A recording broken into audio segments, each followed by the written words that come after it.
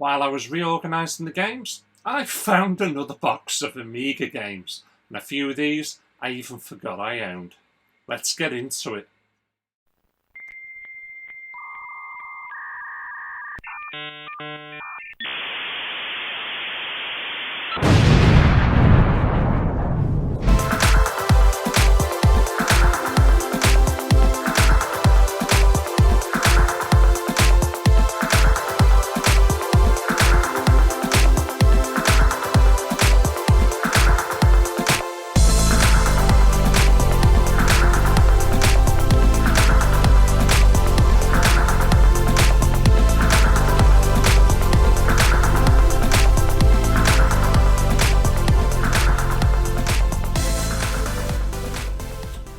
Hi guys, so as I explained, yes, while I was repacking my games and we've been cataloguing everything, me and the wife, bless her, she's been helping me out quite a bit, I actually stumbled across a box of Amiga games I had absolutely forgot all about, and it's criminal really because one of them's fairly new. Unbelievable, absolutely unbelievable. So I'm going to show you those. Don't think there probably is just as many, but a lot of these are smaller boxes. And the first pack that I'm going to show you, listen to me, and it is a pack really, I suppose, in some regards. It's called the Astra Pack for the Amiga, and come in this size. Almost like cassettes. I mean, obviously there's your disc inside. All you have inside them is cover art and your instructions. Now, I don't know exactly how many they made or how many are in the Astra Pack, but I've got 1 to 10. So there's Data Store.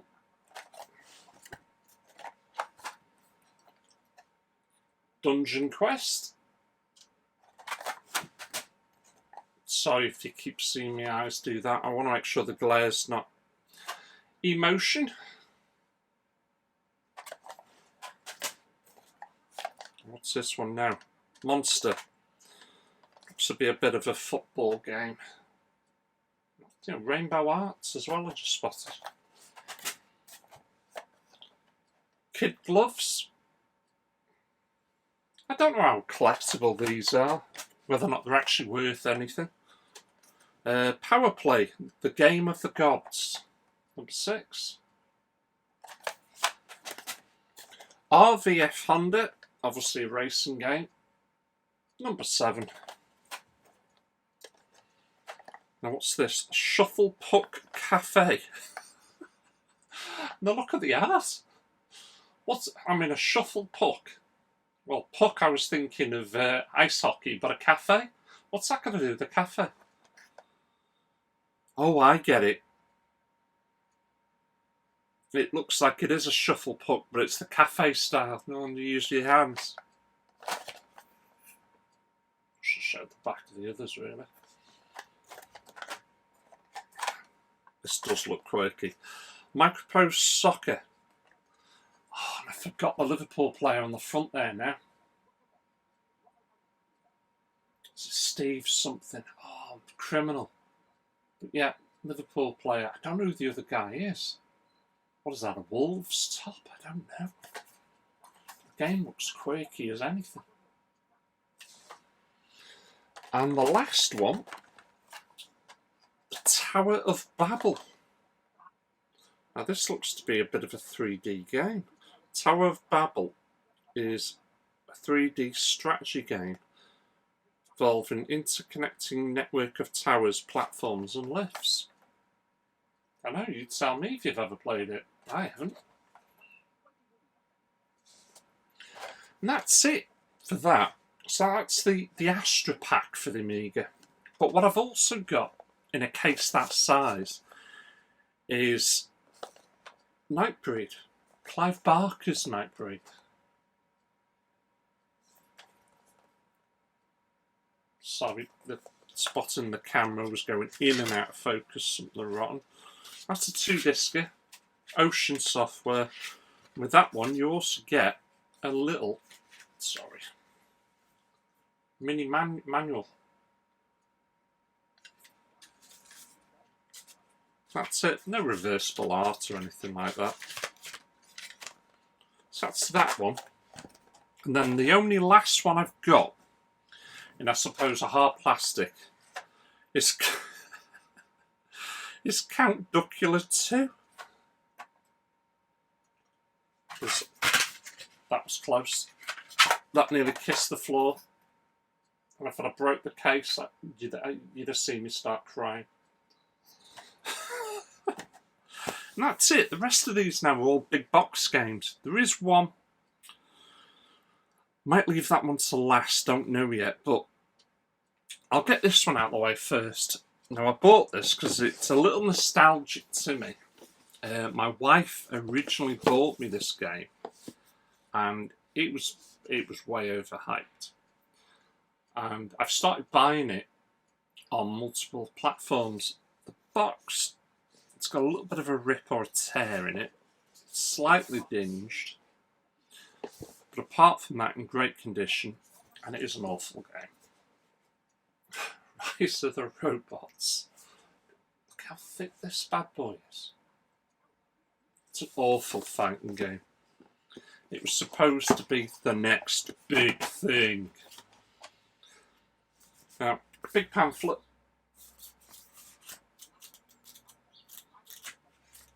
But the shocker is the amount of discs. Because it's like they just go on and on and on. Excuse me. Because that's why you need a box that big.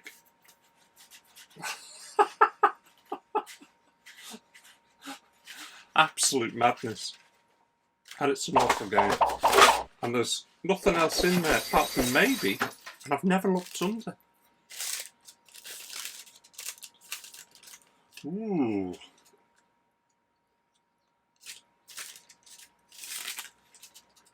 What I found.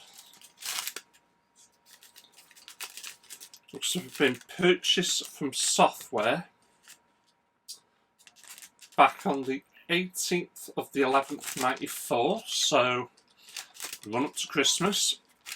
So I think this was purchased just before, no, just as it was launched, for $32.99. I'll keep that. I'll keep that. But it's a dreadful game. I completed it the very morning. I opened it up. Wife got it me as a present. I opened it up, put it on that afternoon, and put it on that morning. I said, "Oh, go on, let's give it a quick blast." And I wrapped through it, completed it. Absolutely crazy. Right, it was a recent pickup. Silent Service 2. I won't bother getting it out because I did that last time I showed this.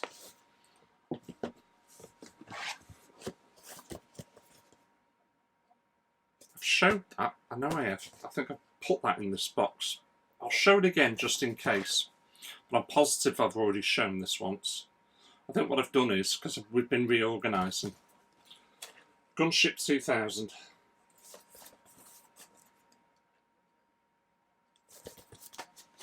And just in case I didn't open it up, big stack of discs on one very big chunky manual, and it goes into so much detail. Does this, all about all the other helicopters, the artillery, what you can be basically. Sorry, I'm trying to get the light. What you're going to be up against. So much detail. Micropros were really, really good at this. I mean, everything's all online these days, but there you go, just fantastic. And it's got everything in here. What we got? Warranty card. It's a map.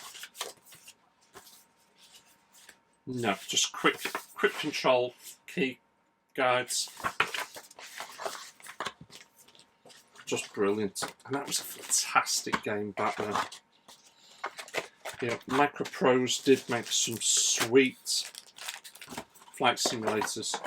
They really did. I'll pack that up in a bit.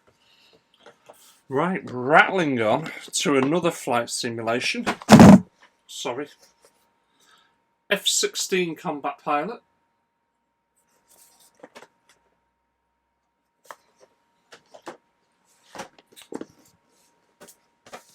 Don't know anything about this, but apparently Fernandez must die. Don't think I've ever put... Oh, it's upside down, sorry. Don't think I've ever put this on.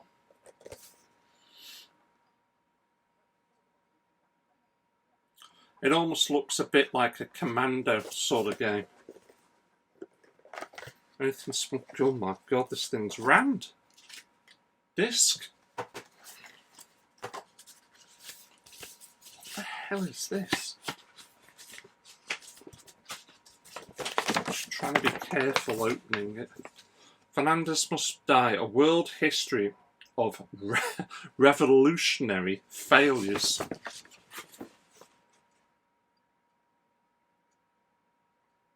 That's bizarre. So I can't remember anything about this. So I don't know if I've ever had this even out. Warranty card.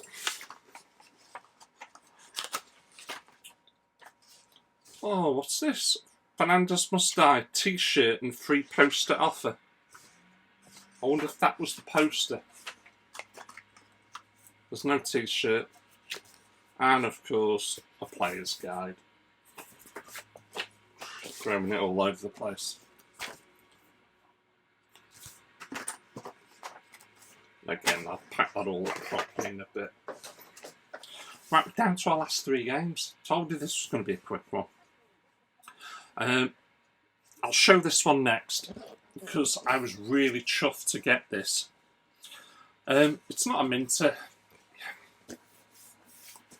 It's not far off, to be fair, but in all fairness, once a game's seal has been broke, as far as I'm concerned, that's it. It's no longer a mint game. It's got to be sealed. But anyway, Akira.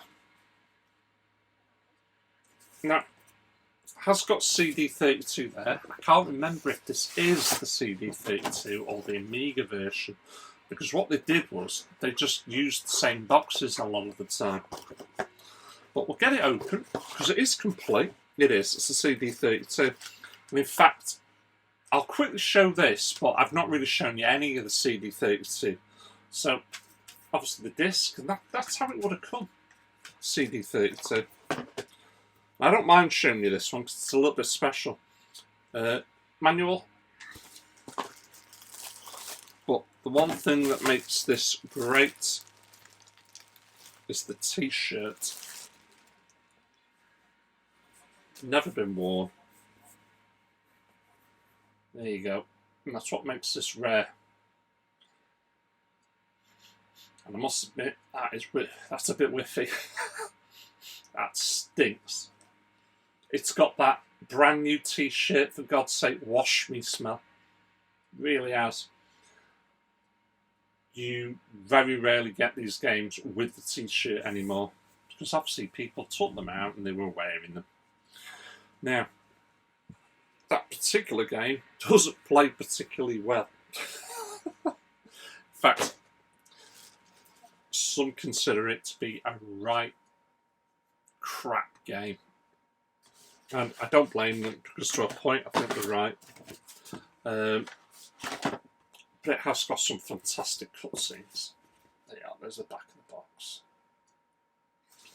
Right, now moving down to our last two games. And these are fantastic games. Absolutely fantastic. I mean, this first one, played to death at my friend Andrew's. Burnsy, yes, you're the man. Powermonger. What a fantastic game this is. If you've never played it, try and give it a go. It's a bloody good game. Can't remember if you got a lot or a little. Disc. Amiga Key summary card and a manual.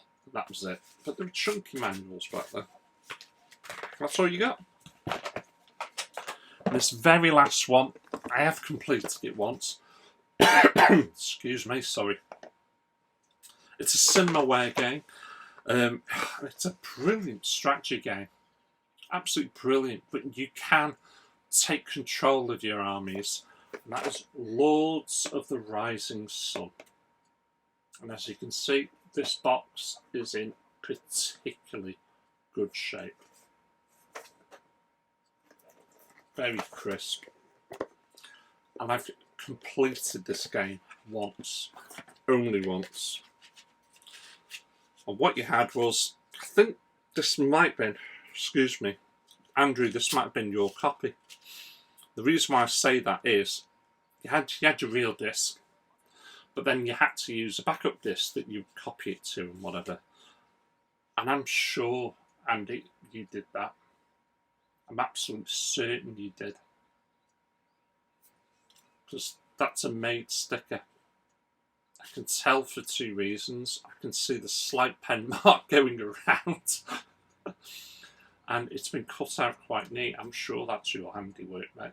I'm positive. And then, of course, the manual. Well, I can't get the rest of the stuff out. What we got?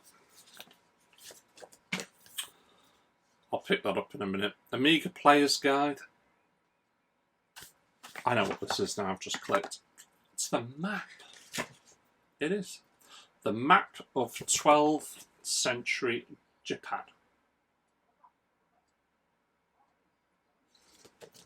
Brilliant stuff. And that is officially it. That is all of my Amiga big box games. In fact, that is factually correct because the CD32s are just, there's none of them in boxes, they're just obviously little CD wallets. So that is correct. That is all my Amiga big box games.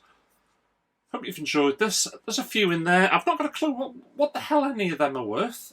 I think that Akira might be the most expensive one out of the lot, purely because it's an original t-shirt in there as well.